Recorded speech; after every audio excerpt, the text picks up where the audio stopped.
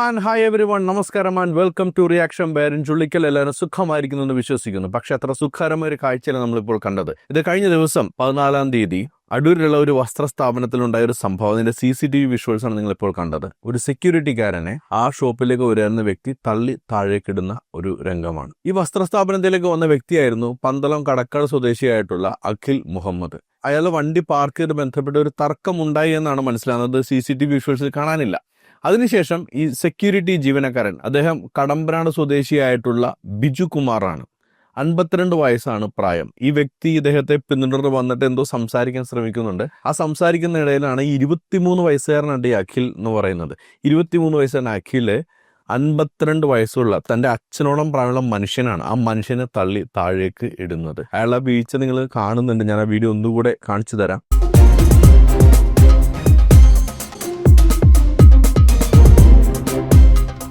അയാൾ താഴേക്ക് മറിഞ്ഞ് വീഴുകയാണ് ചെയ്യുന്നത്. സ്റ്റെപ്പിൽ നിന്ന് തുടങ്ങി തോളിടിച്ചിട്ടാണ് താഴത്തേക്ക് പോകുന്നത്. ഭാഗ്യം കൊണ്ട് ആ വ്യക്തിക്ക് കാര്യമായ പരിക്കൊന്നും സംഭവിച്ചില്ല. തോളിന് പരിക്കുണ്ട്, പക്ഷെ അതല്ലാതെയുള്ള സാരമായ പരിക്കുകളൊന്നുമില്ല.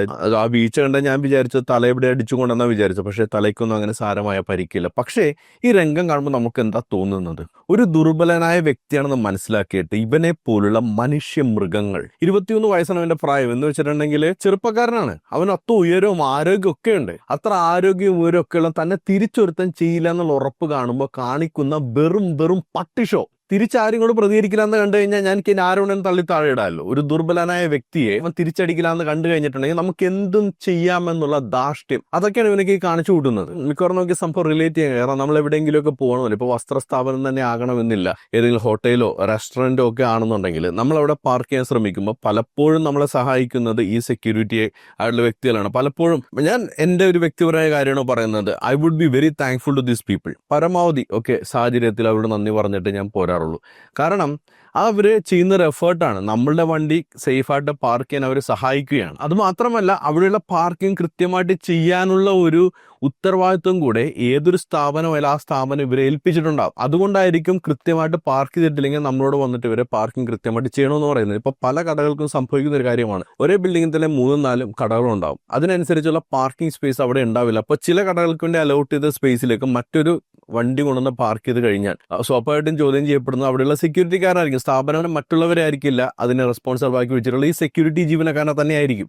ആ സെക്യൂരിറ്റി ജീവനക്കാരൻ അതുകൊണ്ടാണ് പലപ്പോഴും പാർക്കുമായിട്ട് ബന്ധപ്പെട്ട കാര്യങ്ങളിൽ ഈ ആളുകളുമായിട്ട് തർക്കത്തിൽ ഏർപ്പെടേണ്ടി വരുന്നത്. അത് തർക്കമായിട്ട് തന്നെ പരിഹരിക്കേണ്ട ഒരു വിഷയമാണ്. അല്ലാതെ ഒരാളെ അവിടെ നിന്ന് തള്ളി താഴേക്കിടുന്നതാണോ ശരിയായ നടപടി? എനിക്ക് അതിനകത്ത് വിഷമിപ്പിച്ചൊരു കാര്യം എന്താണെന്ന് അറിയാമോ? ആ മനുഷ്യൻ താഴത്തേക്ക് വീഴുന്നുണ്ട്.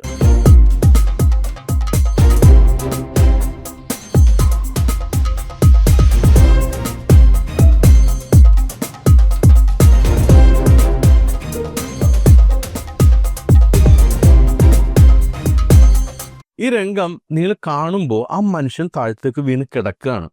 ഒരു വശത്തെ 2 സ്ത്രീകളാണെന്ന് തോന്നുന്നു. അവര് കഷ്ടം എന്ന് പറഞ്ഞിങ്ങനെ നിൽക്കുന്നതല്ലാതെ അയാളൊന്ന് എടുത്ത് നേരെ നിർത്താൻ ശ്രമിക്കുന്നില്ല.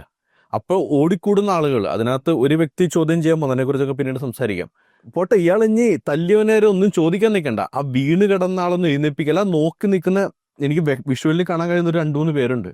ആ നോക്കി നിൽക്കുന്നവർക്ക് ഏത് രീതിയിലുള്ള മനുഷ്യജീവനാണെന്ന് ഞാൻ വിചാരിക്കുന്നത്. ഒരാൾ വെറുതെ ഒന്ന് വഴി തട്ടി വീഴാൻ നമ്മൾ ഒരു സാധാരണ മനുഷ്യത്തുള്ള ആളുകൾ ചെയ്യുന്നത് നേരെ ചെന്ന് അവരൊന്ന് ഉയർത്തുക എന്നുള്ളതാണ്.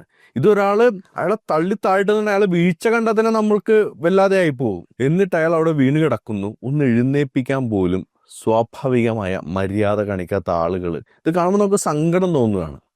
അതിലാകെ ആശ്വാസം തോന്നിയൊരു കാര്യം, ആ വിഷ്വൽ ഏറ്റവും അവസാനം ഒരു വ്യക്തി ഇയാളെപ്പോൾ ചോദ്യം ചെയ്യുന്നുണ്ട്. ഒരു ചുവന്ന ടീഷർട്ടുകാരൻ അങ്ങോട്ട് വരുന്നുണ്ട്. അതിനുശേഷം അയാൾ അവിടെ ചോദ്യം ചെയ്യുന്ന ഒരു രംഗം കാണുന്നുണ്ട്. ആകെ ഒരു ആശ്വാസം തോന്നിയൊരു കാര്യമാണ്.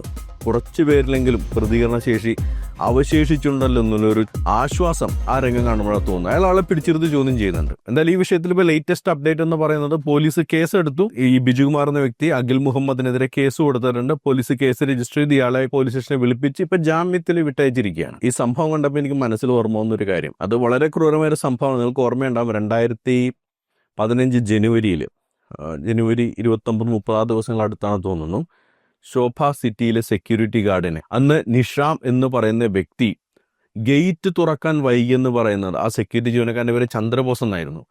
അദ്ദേഹത്തെ ഭയന്നോടുന്ന ആ വ്യക്തിയെ പിന്നാലെ ചെന്ന് ജീപ്പ് പിടിച്ച് ജീവനെടുത്ത സംഭവം. ദുർബലനാണെന്ന് കരുതി കൂട്ടി ചെയ്യുന്ന ധാർഷ്ട്യമാണ്. എൻ്റെ കയ്യിൽ പണമുണ്ട്, എനിക്ക് ആരോഗ്യമുണ്ട്, എന്നേക്കാളും വീക്കായവനെതിരെ ഞാൻ എന്തും ചെയ്യുമെന്നുള്ളൊരു ധാർഷ്ട്യം ഇവരൊക്കെ കയർന്നു വരുന്നുണ്ട്. അതിൻ്റെ ഒരു മീനിയേച്ചർ വേർഷൻ നിങ്ങൾ കാണുന്നത്. അതിൽ വളരെ ക്രൂരമായിട്ട് സംഭവിച്ചെങ്കിൽ ഇതിലും ക്രൂരതയ്ക്ക് കുറവൊന്നുമില്ല. അവിടെ ഭാഗ്യം കൊണ്ട് ആ ബിജുകുമാറിന് അയാളുടെ വീട്ടുകാരുടെ ഭാഗ്യം കൊണ്ട് അയാൾക്കൊന്നും സംഭവിച്ചില്ല. ആ വീഴ്ചയിൽ തലയടിച്ചാണ് വീണിരുന്നതെങ്കിൽ ഇതിനേക്കാൾ ഗുരുതരമാകുമായിരുന്ന കാര്യങ്ങൾ. ഇവനൊക്കെ നല്ല ഇറച്ചിയുണ്ടല്ലോ ശരീരത്ത്. ഈ ദണ്ണം തീർക്കാൻ വേണ്ടി ഇറങ്ങിയിരിക്കുന്നതാണ്. അദ്ദേഹത്തിന് പ്രതികരിക്കാൻ പറ്റില്ലെന്നറിയാം. ഇപ്പൊ ഈ പ്രായത്തിലൊക്കെ അയാൾ ജോലി ചെയ്യാൻ വരണമെന്നുണ്ടെങ്കിൽ 52-ാമത്തെ വയസ്സിൽ ഒരു സെക്യൂരിറ്റി ജീവനക്കാരായിട്ട് ജോലി ചെയ്യാനായിട്ട് വരണമെന്നുണ്ടെങ്കിൽ അയാൾക്ക് പണത്തിന് ആവശ്യമുണ്ട്, കുടുംബത്തിലേക്ക് അയാളുടെ വരുമാനം ആവശ്യമുണ്ട് എന്നുള്ളത് കൊണ്ടാണ്. അതുപോലും മനസ്സിലാക്കാൻ കഴിയാത്ത സാമാന്യ ബോധമില്ലാത്ത വെറും മൃഗങ്ങളാണ് ഇവരൊക്കെ. മൃഗങ്ങളെന്ന് പറഞ്ഞു കഴിഞ്ഞാൽ ചിലപ്പോൾ മൃഗങ്ങൾ നമ്മുടെ നേരെ തിരിഞ്ഞു കുരക്കും. കാരണം അതിനേക്കാൾ മോശമായിട്ടാണ് ഇവനൊക്കെ പെരുമാറുന്നത്. ആ വാർത്തയ്ക്കിടയിൽ വന്ന് ഏതാനും ചില കമൻറ്റുകളൂടെ ഒന്ന് വായിക്കാം. അയാൾക്ക് ഒരു മകനുണ്ടാവും, അല്ലെങ്കിൽ വേണ്ടപ്പെട്ടവർ അവരെന്തായാലും ഇവരോട് കണക്ക് ചോദിക്കുക തന്നെ വേണം. തീർച്ചയായിട്ടും കണക്ക് ചോദിക്കണം. അത് ഈ പറയുന്ന പോലെ ഫിസിക്കൽ അസോൾട്ട് അതിനെ സപ്പോർട്ട് ചെയ്യുന്നില്ല. നിയമപരമായി തന്നെ ഇതൊന്നും വിട്ടുകളയരുത്. ഇവനൊക്കെ ആരുടെ നേരെ എന്തും കാണിക്കാമെന്നുള്ള ഒരു സംഭവം ഉണ്ടാകരുത്. ഒരു ഒത്തുതീർപ്പിനൊന്നും ഇവർ പോകാനേ പാടില്ല. ഇവനൊക്കെ മാതൃകപരമായിട്ട് ശിക്ഷിക്കപ്പെടണമെന്നേ. അരുത് കാട്ടാളെന്ന് മാത്രമേ പറയാനുള്ളൂ. കയ്യൂക്ക് കാണിക്കേണ്ടത് കുടുംബം പോറ്റാൻ വേണ്ടി തുച്ഛമായ ശമ്പളത്തിന് ജോലി ചെയ്യുന്ന പാവം സെക്യൂരിറ്റി ജീവനക്കാരോടല്ല, സമന്മാരോടാണ്. മനുഷ്യരൂപം കൊണ്ടു നടക്കുന്ന മൃഗമേ. കൃത്യമാണ്. ഇവനൊക്കെ ഇവൻ്റെ അത്രയും പൊക്കവും വണ്ണമുള്ളവൻ്റെ നേരെയൊക്കെ കയ്യൂക്ക് കാണിക്കുമോ? തിരിച്ച് പെട്ട കിട്ടും. അങ്ങേര് പ്രതികരിക്കില്ല. അങ്ങേര് പ്രായമുള്ളൊരു വ്യക്തിയാണ്. അതുകൊണ്ട് ഇവന് ധൈര്യമായിട്ട് തള്ളി താഴെയിടാം. ഒരാഴ്ച ഇവനെ കൊണ്ട് പോയി മെഡിക്കൽ കോളേജിലെ ഹോസ്പിറ്റലിൽ തറ തുടക്കാനും മാതൃകപരമായ ജോലി ചെയ്യിക്കാനും നിർത്തിയാൽ മതി. ഇവൻ്റെ അഹങ്കാരം പോയി കിട്ടും. അത് മാത്രം പോരാ, ഇവനൊക്കെ കുറച്ച് ദിവസം ജയിലിൽ കിടക്കണം. ഇതൊക്കെ അവിടെ നിൽക്കട്ടെ, ഇതൊക്കെ ചെയ്യിപ്പിക്കേണ്ട കാര്യമാണ്. മെഡിക്കൽ കോളേജിൽ തറ തുടക്കണം. ഇവനെയൊക്കെ നല്ല നട്ടാറം വെയിലത്ത് സെക്യൂരിറ്റി ഗാർഡായിട്ട് കൊണ്ട് നിർത്തുകയും വേണം ഇവനൊക്കെ. ആ നട്ടാറം വെയിലത്ത് നിന്നാണ് ഇവരൊക്കെ പണിയെടുക്കുന്നത്. നമ്മൾ കണ്ടിട്ടില്ലേ? ഈ ഒരു കുട ചൂടിൽ നിന്നുകൊണ്ടൊന്നും നമ്മൾക്ക് എല്ലാവർക്കും അറിയാം, ഒരു ചെറിയ ചൂട് പോലും താങ്ങാൻ പറ്റത്തുന്നില്ല. എനിക്ക് സത്യത്തിൽ പുറത്തിറങ്ങി എങ്ങനെയും അകത്ത് കയറിയാവുന്ന രീതിയാണ്. എന്ന് വെച്ച് ആ വെയിൽ കൊള്ളാതെ വളർന്നൊന്നുമല്ല, നല്ല വെയിൽ കൊണ്ട് തന്നെ വളർന്നത്. പക്ഷെ നമ്മളൊരു കംഫർട്ട് സോണിലേക്ക് പോകുന്നതോടെ നമുക്ക് ഡിസ്കംഫർട്ടായ കാര്യങ്ങൾ നമ്മൾ ഒഴിവാക്കാൻ തോന്നും. പക്ഷേ ഈ മനുഷ്യരൊക്കെ നട്ടാറം വെയിലത്ത് ഒരു കുടചൂടി നിൽക്കുന്നത് അത്ര വലിയ തണലൊന്നും അവർക്ക് കൊടുക്കുന്നില്ല. സൂര്യപ്രകാശം ദേഹത്ത് വീഴുന്നില്ല എന്നേ ഉള്ളൂ. നല്ല ചൂടത്തുനിന്നാണ് അവർ പണിയെടുക്കുന്നുണ്ട്. ഇവനെയൊക്കെ അതേപോലെ തന്നെ നല്ല നട്ടാറം വെയിലത്ത് സെക്യൂരിറ്റി പണി എടുപ്പിക്കുന്നവരെ കൊണ്ട്. നോക്കി നിൽക്കുന്ന കുറെ മൊയന്തുകൾക്കിടയിൽ നെഞ്ചുറപ്പോടെ തെമ്മാടിയുടെ വിരൽ ചൂണ്ടുന്ന ചുവന്ന ഷർട്ടുകാരനാണ് എൻ്റെ ഹീറോ. സീരിയസ്ലി, അവർക്ക് ആരെങ്കിലും അയാളൊന്നും എഴുന്നേൽപ്പിക്കാമായിരുന്നു പോയിട്ട്. അതുപോലും ചെയ്തില്ല.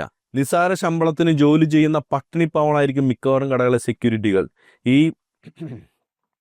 ഒക്കെ ഇവരുടെ അടുത്തേക്ക് മിടുക്ക് കാണിക്കാൻ പറ്റും. പ്രശ്നം എന്തായാലും കടയിൽ റിപ്പോർട്ട് ചെയ്താൽ മതിയായിരുന്നു. അതെ, നിങ്ങൾക്ക് അവിടെയുള്ള സ്റ്റാഫുമായിട്ട് എന്തെങ്കിലും പ്രശ്നമുണ്ടെങ്കിൽ അത് മാനേജ്മെന്റായിട്ട് പരാതി പരിഹരിക്കാനാണ് നോക്കേണ്ടത്. അതല്ലാതെ ഇയാളൊക്കെ തള്ളി താഴുകയാണ് ചെയ്യേണ്ടത്. എടാ ഊളെ, വല്ലപ്പോഴും ഇവർക്കൊക്കെ എത്രയാണ് ശമ്പളം എന്ന് അന്വേഷിക്കണം. ജീവിക്കാൻ വേണ്ടിയുള്ള കഷ്ടപ്പാടാണ് സത്യം. നിന്റെ തന്തയെ പിടിച്ച തള്ളടാ. ഇവനൊക്കെ ഇത് ചെയ്യും കേട്ടോ. ഇവൻ്റെയൊക്കെ ഈ ഒരു രീതിയിൽ ഇവനൊക്കെ വളർന്നു വന്നിട്ടുണ്ടെങ്കിൽ ഇവനൊക്കെ തന്തയെ തല്ലിയേ തന്നെ തീരും. തന്തയും തള്ളയൊക്കെമാര് ചവിട്ടി തെറിപ്പിക്കും. തിരിച്ചടിക്കാൻ കഴിവില്ലാത്ത ആർക്ക് എന്തും ചെയ്യാൻ പറ്റും. പക്ഷെ ഇവൻ എവിടെ നിന്നേലും 2 കിട്ടുമ്പോൾ മനസ്സിലാകും. അയാളുടെ ജോലിയാണ് ചെയ്യുന്നത്. പാർക്കിംഗ് ചെയ്യുമ്പോൾ സെക്യൂരിറ്റി പറയുന്നത് പോലെ ചെയ്യണം. ഇല്ലെങ്കിൽ ചിലപ്പോൾ അയാളുടെ ജോലി തന്നെ പോകും. വയസ്സാം കാലത്ത് ആർക്കും ഭാരമാവാതിരിക്കാൻ അയാൾ ജോലിക്ക് വന്നതാണ്. വീട്ടിൽ വല്ല പ്രാരാബ്ധമുള്ള ആരായിരിക്കും, അല്ലാത്തവർ ഈ പണിക്ക് വരില്ല. ഇവനെതിരെ കൊലപാതക ശ്രമത്തിന് കേസെടുക്കണം. അയാൾ വീണ വീഴ്ചയിൽ തലയടിച്ച് മരിച്ചു പോയെങ്കിലോ? സീരിയസ്ലി, പോലീസ് വെറും ഒരു ദേഹോപദ്രവമായിട്ട് വിടാനൊന്നും പാടില്ല. ഇവനൊക്കെ ഇത് ശരിക്കും കൊലപാതക ശ്രമത്തിന് കേസെടുത്ത് ഇവനൊക്കെ ജയിലിലിടണം. ഇവനൊക്കെ അവിടെ കിടന്ന് പഠിക്കട്ടെ എന്താണെന്നുള്ളത്. എന്തായാലും ഇതിനകത്ത് പിന്നീട് വരുന്ന കമൻറ്റുകളൊക്കെ ഈ രീതിയിലുള്ളതാണ്. ആളുകളുടെ ആ ഒരു പ്രതികരണം നമ്മളിവിടെ കാണുന്നുണ്ട്. അതോടൊപ്പം തന്നെ നോക്കി നിന്ന ആളുകളോടാണ്, എവിടെയെങ്കിലും ഒരാൾ വീണും ഒന്ന് എഴുന്നേൽപ്പിക്കാനുള്ള സാമാന്യ മര്യാദയെങ്കിലും കാണിക്കണം. അതേപോലെ ആ വിഷയത്തിൽ ഇടപെട്ട് സംസാരിക്കാൻ ചെന്ന അദ്ദേഹത്തിൻ്റെ പിന്നിലൂടെ ചെന്നിട്ട് ചിലപ്പോൾ സുഹൃത്തോ സഹോദരിയോ ആരെങ്കിലും ആയിരിക്കും. ആ പെൺകുട്ടി ഇയാളെ നിരുത്സാഹപ്പെടുത്താൻ ശ്രമിക്കുമ്പോൾ ഇയാൾ ചെന്ന് ചോദ്യം ചെയ്യുന്നുണ്ട്. അങ്ങനെ ചോദ്യം ചെയ്യുന്നവരെ കാണുമ്പോൾ മനസ്സിന് സന്തോഷം. എന്താണ് ഈ വിഷയത്തിൽ പ്രേക്ഷകർക്ക് പറയാനുള്ളത്? കമൻ്റായിട്ട് രേഖപ്പെടുത്തുക. മറ്റൊരു പ്രതികരണം നമുക്ക് വീണ്ടും കണ്ടുമുട്ടാം. അതുവരേക്കും ബൈ ബൈ, ടേക്ക് കെയർ.